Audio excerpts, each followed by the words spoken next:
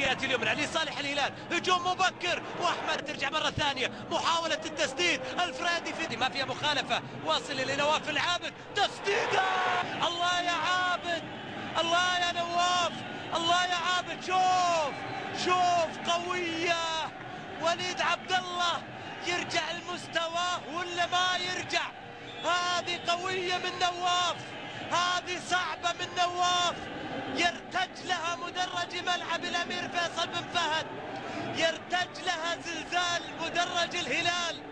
شوف الكرة من نواف على طوب نواف العابد، والكرة ملعوبة ساعة الجزاء إلى راسية، هذه خطيرة، ومع كرة ممررة في الطرف الأيمن لحسن معاذ، ما في أوفسايد، إلى مدش الهوب إلى ساقطة الفريدي، أحمد علي، الله قادر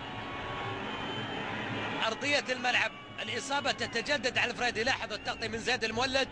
مع الكرة الماضية، الفريدي بالتالي واقع على أرضية الميدان، يعاني من الشلوب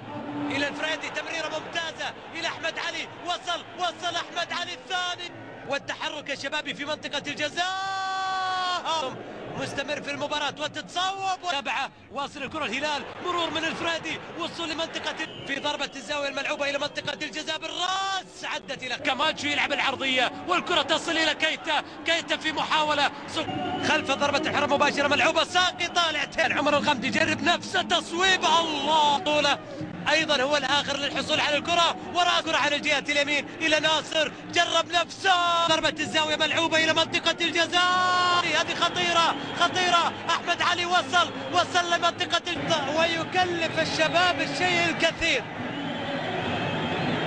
يخطئ ويكلف الشلهوب، لكنه تسبب في اهم الاهداف، هدف الصداره، هدف النقطة رقم 41،